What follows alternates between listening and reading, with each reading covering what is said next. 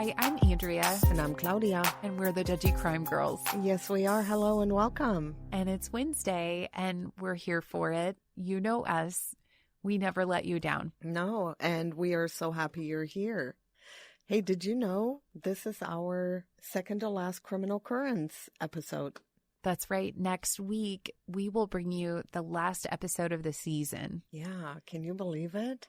No. And while we are continuing on into the next season, because you guys asked for it, so we're bringing it, we are going to be bringing to you more Freaky Friday, Judgy After Dark episodes. Mm-hmm. And for just $3 a month, you can join us for those as well. And we are so excited that we had a couple of subscribers today. So, yeah. Kim, thank you for joining us and supporting the show. And Michaela, thank you so much for joining. If I mispronounced your name, please let us know or let me know. But that's how I would say it. So thank you so much, Michaela. If you would like to learn about Judgy After Dark and listen to those subscription episodes, that's super easy to do. Just click on the link and it will say to follow the links to get sign up. Yeah, super easy. Our longer cases are there. You'll get a discount on our merch and a shout out on the show for supporting us. Thank you so much. Yeah, we love it. We love you. So what's going on? What's been going on? Well, I've been staying out of trouble, which is super boring. So I did look up. Lame. I looked up all the ways I could get into trouble in Fort Wayne. Oh, okay. Because I like to look at ridiculous laws for fun. Mm-hmm. So what do we have here? Well, it looks like spiteful gossip, talking behind a person's back are both illegal in Fort Wayne. What else? Thank goodness for showers. In Fort Wayne, it's illegal to take a bath between the months of October and March. Somebody needs to revisit these laws. Fort Wayne law also says that any person who has a puppet, wire dancing, or tumbling show and receives cash will be fined $3 whole by the act to prevent certain immoral practices. A whole $3. Put your puppets away. I'll risk it for $3. Catch me if you can. Wow, interesting. Oh, that's so funny. It is illegal in Fort Wayne to sport a mustache, but only if the man has a tendency to kiss other people. So if you're going to kiss somebody, it's illegal to have a mustache. I feel like I need to go on Canva and make a whole set of these. Oh, you should. That would be so funny. Grab a seat, guys, in Fort Wayne. Men are prohibited from standing in a bar. I can't with these. But yeah, that's half of the stuff that's illegal in this city. I had no idea. Me neither. But now I want to go try. We should. And then we should post a picture of us doing it. With fake mustaches. Yes. Oh, that's funny. You guys, if your town has any funny laws, share them with us. Yeah, if you're in Fort Wayne, I'm sure maybe you had heard of some of those. Maybe you hadn't, but I didn't realize they existed. And if you're not from Fort Wayne, now you know what kind of a crazy town we are living in. Yeah. If your town is just as crazy, let us know some of those funny laws. Seriously, send us a voicemail. We'll play them on the air. Yeah, that would be fun. Yeah, go to judgycrimegirls.com and leave us a voicemail. That would be fun. Yeah. What you got for us today? I am going to tell you about the Coulthurst family murder in Craig, Alaska. Have you ever watched Deadliest Catch on TLC? I think it was on, or maybe the Discovery Channel. I saw it, but I didn't watch it. Mm-hmm. Well, it's about commercial fishermen fishing in the Bering Sea somewhere. That life is meant for only a special few. And I used to complain about how much crab legs were at the restaurant, but years and years ago, I watched an episode of The Deadliest Catch, and what those guys go through, I will never complain about the price of crab legs again. It's, crazy what they go through. Their fatality rate is 23 times higher than all other workers. It's one of the most dangerous jobs. 23 times higher for those guys. Wow. Isn't that crazy? Yeah. But those guys work hard. They work super hard. And fishing was a way of life for the Coulthurst family. Mark Coulthurst was 28 years old, and he had just bought a brand new boat and named it Investor. The Investor was a 58-foot boat designed for fishing and came with a $850,000 price tag. Oh my gosh. Almost $1 million. She was a state-of-the-art vessel with all the bells and whistles that you can think of a fishing boat needs. I don't even love boats, but I think I would probably like that one. Yeah. Well, the ship was actually envied among the other fishermen. That's how nice the Investor was. And Mark was smart. He was very hardworking, and he always dreamed of making it big in the fishing industry. And he quickly became quite successful after starting in the field at age 16. That's so young. Ooh, it is. And we're in Alaska, right? Mm-hmm. Okay. He told people he was going to retire by the age of 50, and people believed him. That's how hard he worked, and that's how good he was at his job. So on September 5th, 1982, the Investor arrived at the docks of Craig, Alaska, shortly before the end of a successful salmon fishing season. Mark was aboard the Investor along with his pregnant wife, Irene. She was 28, as well as his two children, 5-year-old Kimberly and 4-year-old John. Mark also had a small crew of 4 deckhands. One of them was Mark's cousin, Mike Stewart. He was 19 years old. And Mark had also hired high school buddies, Jerome Keown and Dave Moon, and both of them were also 19.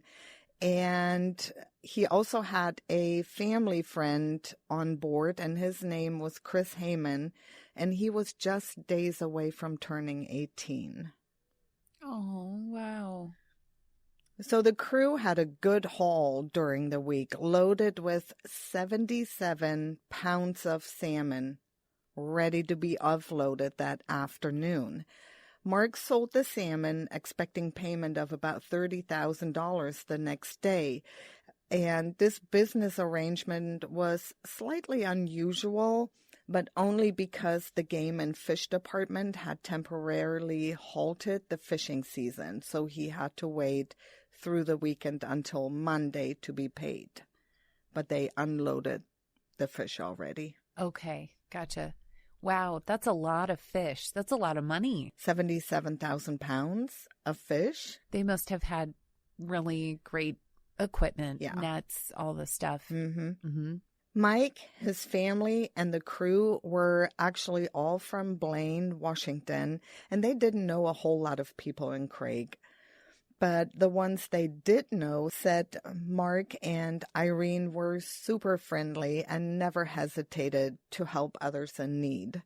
Aww. So as they settled down, the crew tied the Investor to a couple of boats that were already tied to the dock, the Defiant and the Decade. Why? Well, this was towards the end of the fishing season, and there were about 150 boats in that bay, and space was super limited. So other boats had to tie to the boat ahead of them. And that was common. Yeah, it was busy that day, that weekend. But by tying to the Defiant and the Decade meant for the family and the crew to walk across the other two ships to get onto the dock to get into town. But thankfully, Mark had a really good relationship with both boat crew, so it was no problem for them to, traipse all over their boat to get on land, so to speak. It was Mark's birthday that day, actually, and the family wanted to celebrate at Ruth Ann's, one of the very few local restaurants in town.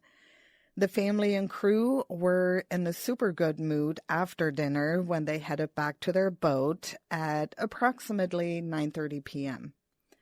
While crossing over the two ships to get to their own, they were seen by a crewman on the decade who even remembered little John popping into the pilot house to say hello and good night. Aww. The boat that the investor was tied to, the decade, threw a party that night, and that crew would be drinking and partying until the early morning hours while actually a storm was raging outside.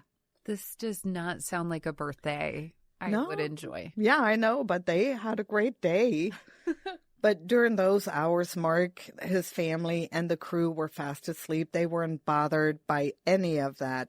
And this would be the last time anyone on the Investor would be seen alive. Unseen, undetected by anyone, a man walked to the docks, entered the Defiant and the Decade to get on board the Investor. No one on the Decade noticed anyone heading towards the Investor. They had a party. Remember, they had lots going on, lots of drinking. And it was not until the next day, the next morning, September 6th, that three pretty hungover crewmen from the Decade saw the Investor slowly drifting away from the dock around 6:30 in the morning. Oh. They did notice that the motor wasn't running and figured the Investor, or Mark, didn't want to wake anybody by firing up the motor. They must have not been drinking that much, because if they're noticing this at 6:30. Right, yeah.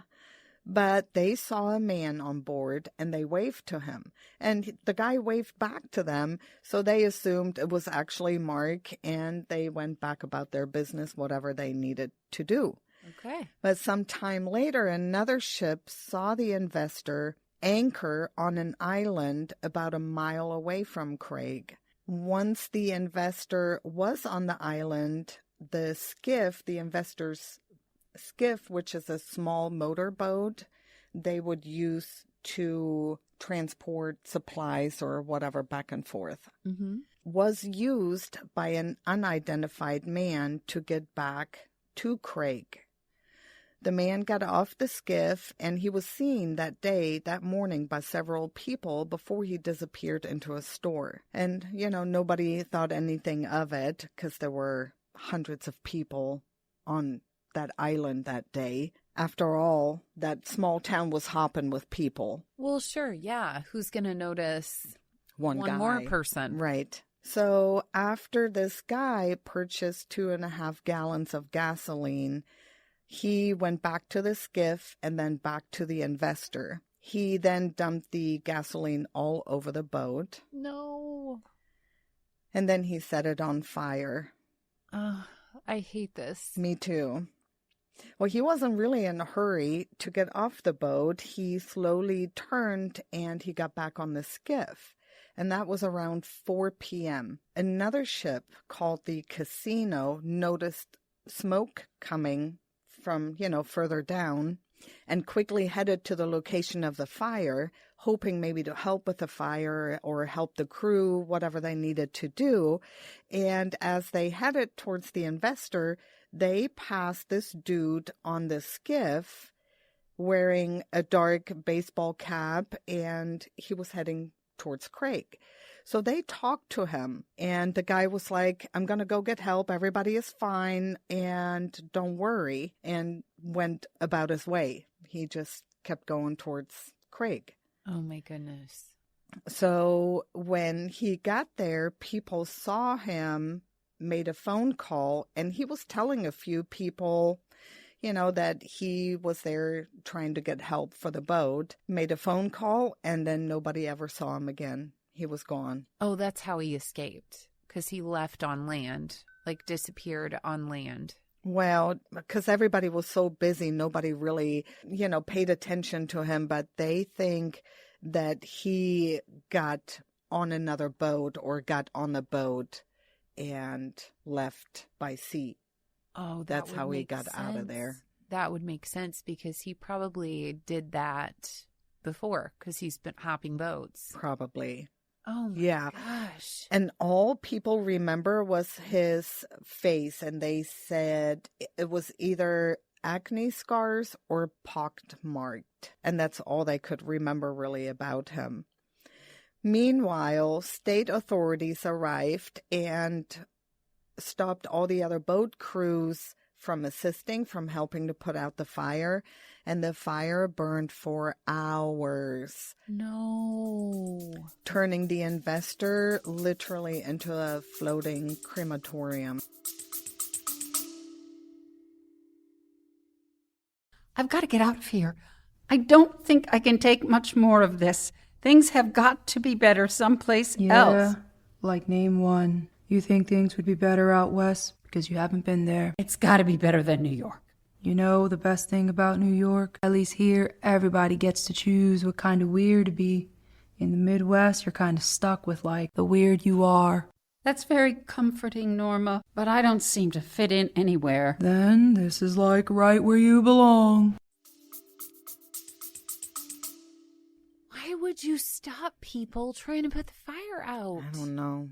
And by the time the fire was brought under control, any forensic evidence was almost entirely lost. But autopsies would later be performed on 2 of the bodies that were retrieved.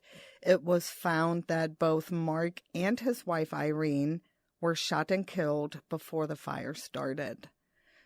The other 6 people were almost burned beyond recognition.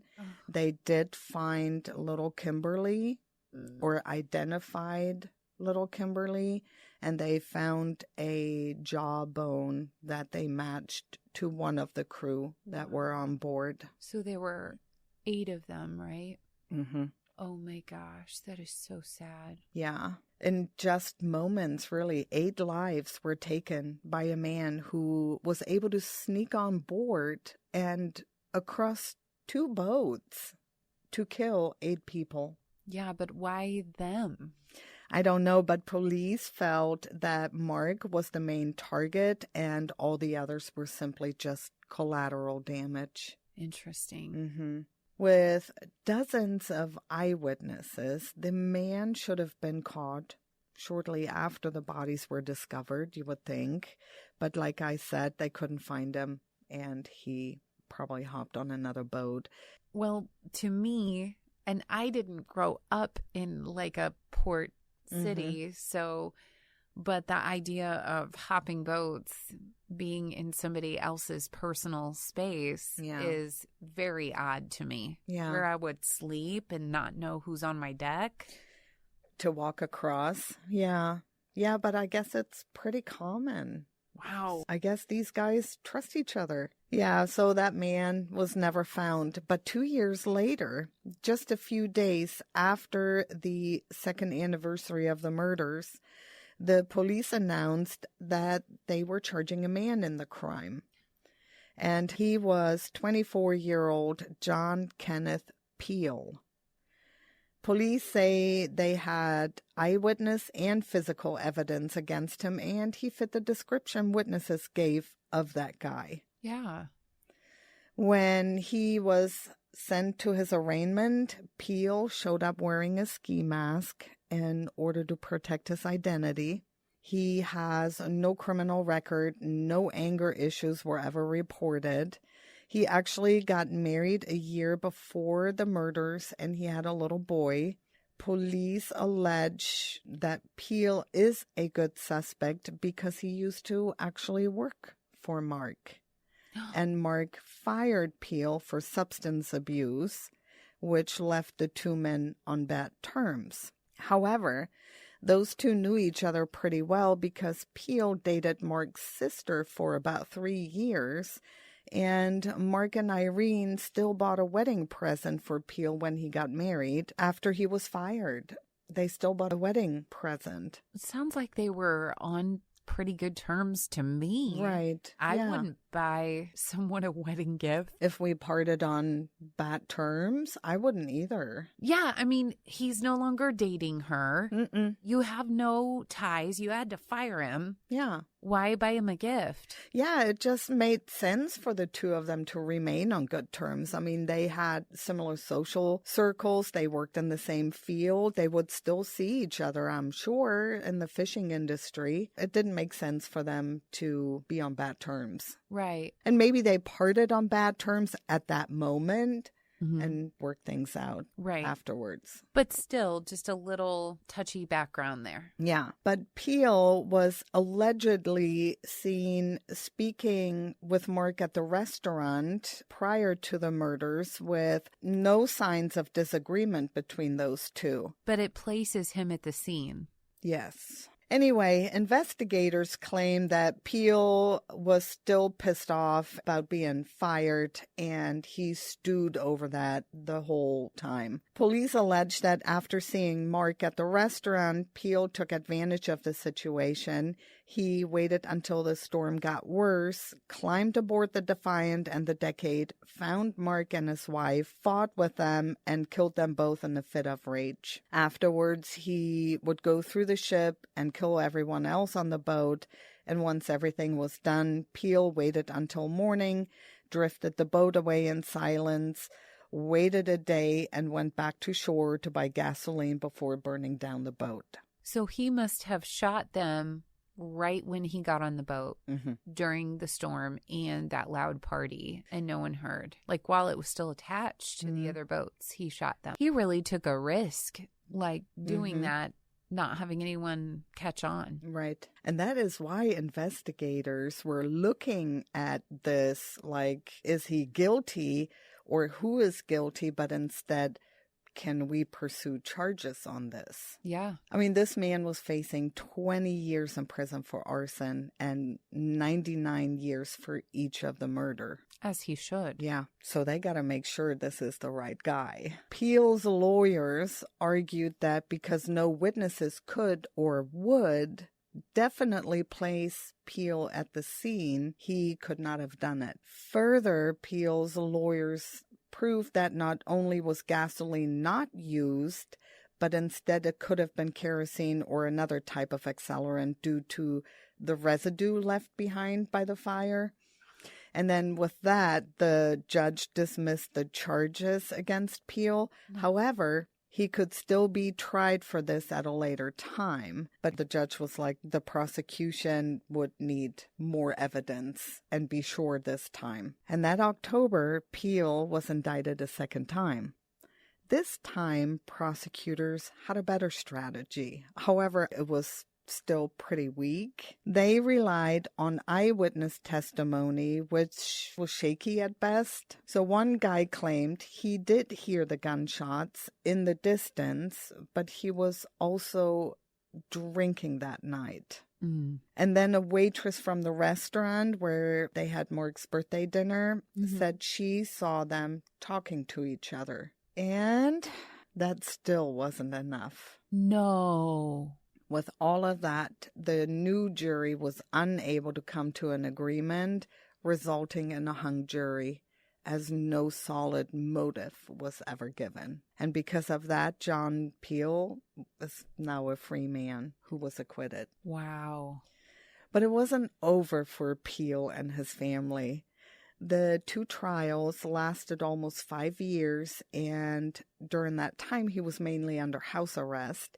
He spent, hundreds of thousands of dollars trying to defend himself, and he later decided to sue the state for $150 million.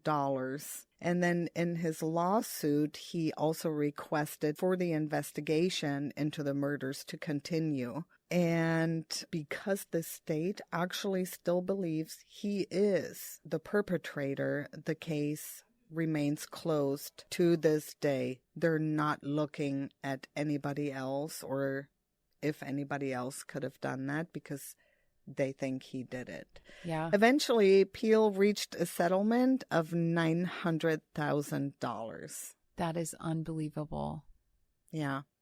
That is so sad that they know, he is their main suspect. Mm-hmm. They're not looking at anyone else. Yeah. But they had to write that check. But see, and I feel like if that many people in Craig saw him and talked to him, why is no one 100% sure it was him? And if he did it? That's what I'd like to know, because nobody could or would say for sure that it was him that day. Oh, eyewitnesses can't 100% say that they saw him? That it was him. Yeah, they couldn't or wouldn't say. I mean, he talked to a lot of people that day. A lot of people saw the man. Interesting, because it's almost like, from the way you described it, he had a pretty unique face. Right. So I think that's interesting. Yeah. That people would not recognize him right away. I would. Mm-hmm. Well, I would like to think I would. Yeah. I know you said it was a really, really busy weekend because of what had happened. Right. Things were stalled. Yeah. Chaos with parties and whatnot. But like even after it happened Mm-hmm.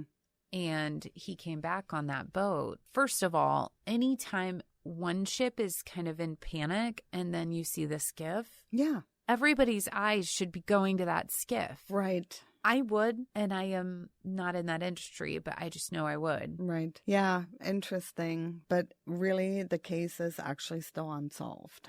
Wow. That's such a good one. Good job, Claudia. Well, thank you. If you like this episode, please give us a review or a rating on Apple Podcasts. That would really help us out to be more visible. We would really appreciate it. Yeah, we always love the feedback. So thank you so much for listening. Stay sassy. Stay judgy. And stay tuned in with the Judgy Crime Girls every Wednesday And Friday. Okay, love you. Bye. Bye.